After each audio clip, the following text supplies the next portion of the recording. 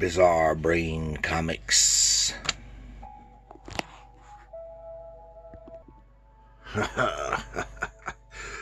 Hello, my comic book friends. Welcome to Bizarre Brain Comics. I am Gary, your host. This is where I like to take a look at some older comics, talk a little bit about the characters and creators, and then examine the stories and the art. And this time, I want to take a little look at this book right here.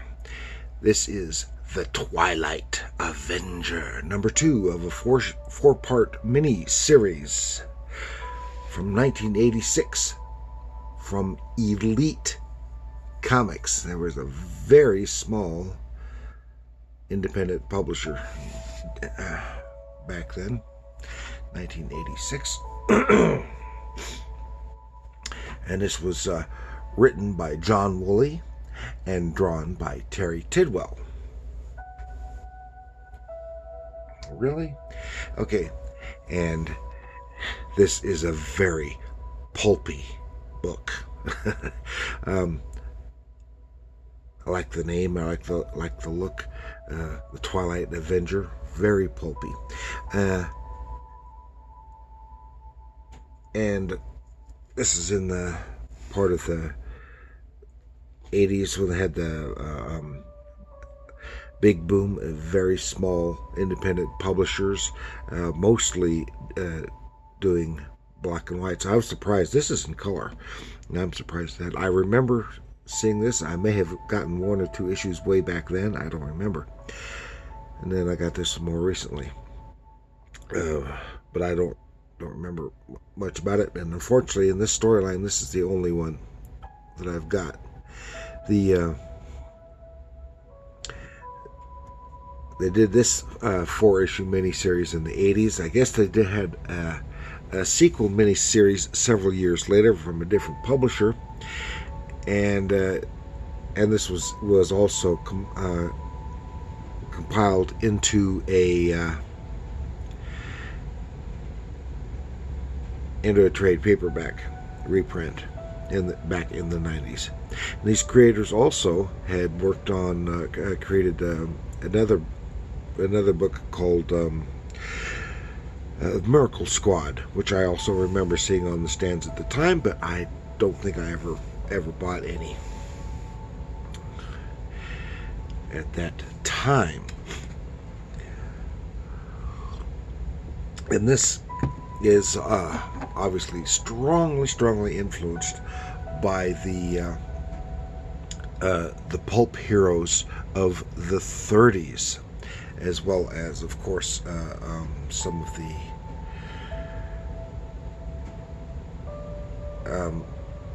movie serials from the 30s and 40s.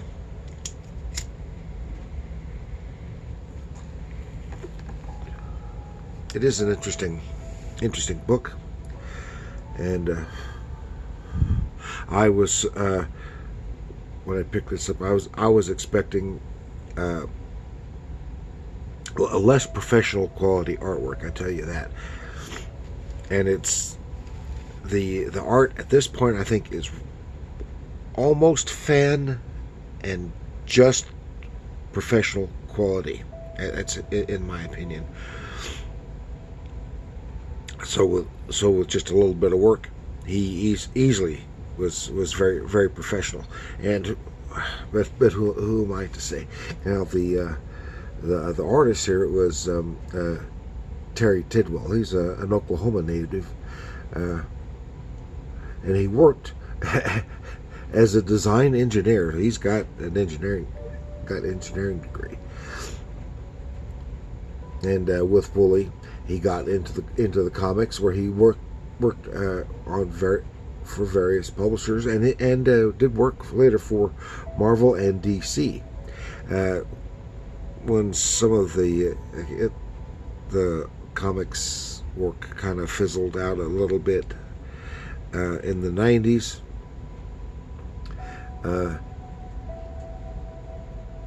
he got out of regular comics. He's got his own studio called Miracle Studios, and he does illustrations and storyboards, illustration for various clients of comic book nature, something that looks like comics, and the like. And the co-creator, John Wooley, is a Minnesota native. He's a writer, a novelist, filmmaker, and radio host. He specializes in movies, literature, and music of the 30s and 40s. And so that's, you can see that coming through in here. And he has written or edited over 50 books, including a horror series set in the 30s and some biographies. There's one about one of the New York Yankees, and another about movie director Wes Craven. And he has done works. I wasn't sure if these were documentaries or books and articles about various radio personalities.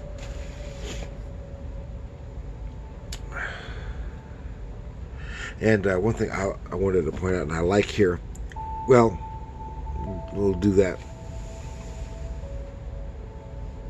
when I change it up here. And before we go inside the pages of the comic book, I wanted to remind you, if you so desire, you see, I'm producing these 5-inch by 8-inch color or black and white character cards, but you can get yourself. Each one is an original piece of artwork of comic book, comic strip, pulp, movie,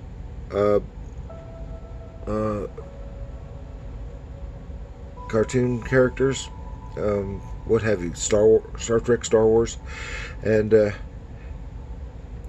I can do one to meet your needs. Is contact me in the with pertinent information in the comments below, or directly with my email address. That's Korraq, Qorraq. There are no U's in there, at yahoo.com. Make it attention to the Art Commission, and we'll see what we can do for you. Okay, I wanted to point out here that with this, everything is very pulpy, very 30s. The story takes place in the 30s, of course, and I wanted to point out the design of the masthead in the title here is really reminds me of Milton Caniff, creator of the Terry and the Pirates and Steve Canyon comic strips. It is this done in the same vein, and I am sure that was probably intentional. It really makes it sells it for that kind of story, that kind of time period. Okay, here we see the Twilight Avenger, the lovely lady, and they are being attacked by numerous vicious hounds. Ooh. Okay, it is right in the middle of the story. See, I was surprised. I was expecting it to be black and white. Being a very small publisher from the 80s, I was really expecting it to be black and white. But it is not. It is color. And this is real nice. You see the Twilight Avenger. He doesn't have a proper... Here, he's just in a tool shed. He doesn't have a proper lair, at least not yet. Don't know that much about his backstory. He was a former college football player, and his girlfriend got caught in the middle of a crossfire between bad guys. And the main bad guy is the Centipede here. A very pulpy type of name, and which prompted him, to become the Twilight Avenger. She wasn't killed; she was seriously injured, but her father is some kind of scientist, and her father equips the Avenger with his gadgets. Okay, and issue 2, and some nice pacing here. I like some of the nostalgic stuff, the newspaper. You see the comic strips there. Boom, boom. See, now all of this is not necessary, but it is a nice bit of pacing, timing, building up to boom, the mystery man strikes. Yes, because they weren't called superheroes. Now, I don't think the term superhero was coined until the 60s. They were known as mystery men in the 30s and 40s in both comics and the pulps.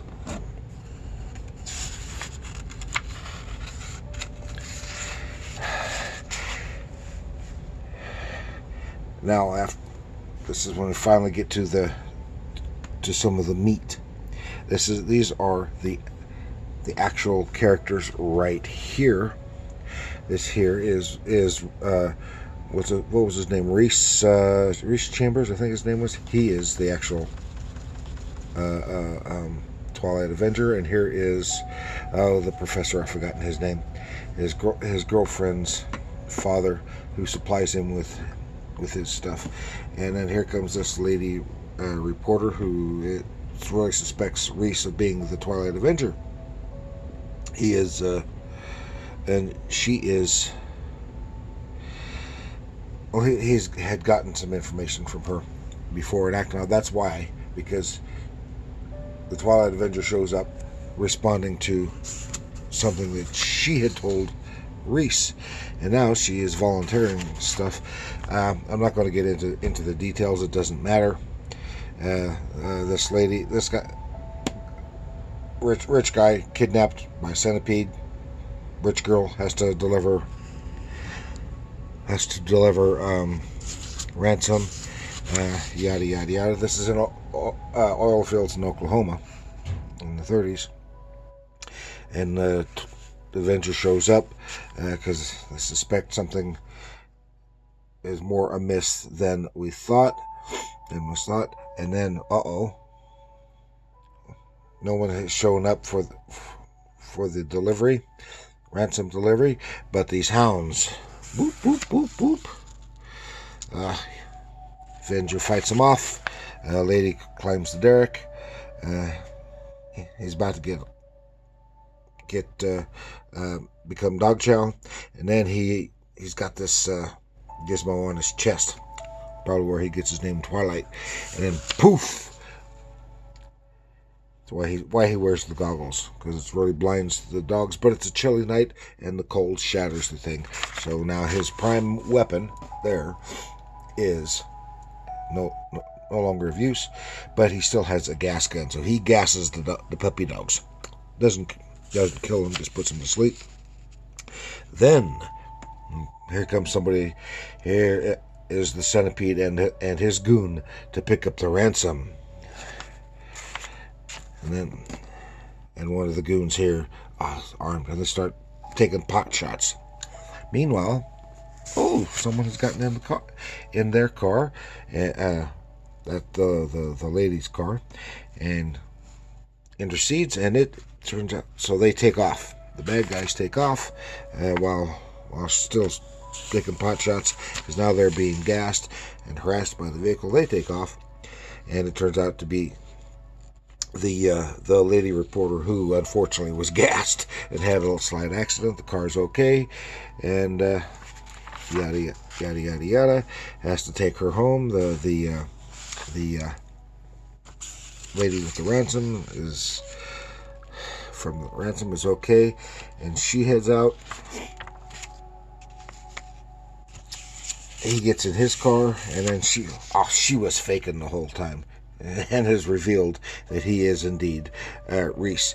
So that's it. It's just a segment here, but it's very, very pulpy. I do like the artwork.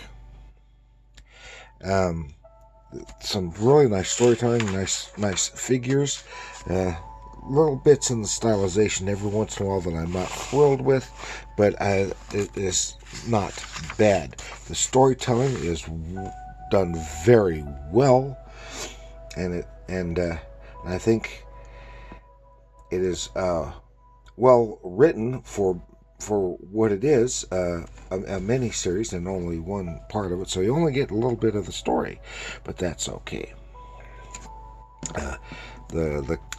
The coloring adds with the mood that is trying to be conveyed throughout the story, and I really like it. I'd like to have read more of it because I like this. Because I really like these old pulp heroes. Okay, and overall, I think could be a fun read. So thank you for joining me. Please like, share, subscribe. Leave a comment. Please do leave a comment. Have you read any of the Twilight Avenger? Do you remember these, or have you picked some up? Have you read more of them? Because I've only got this one issue, and was it as good as it promises? Because I don't think I've ever seen the reprint, and I was never familiar with these creators before or since, until I looked them up. But how about pulp heroes? Do you like these kind of heroes?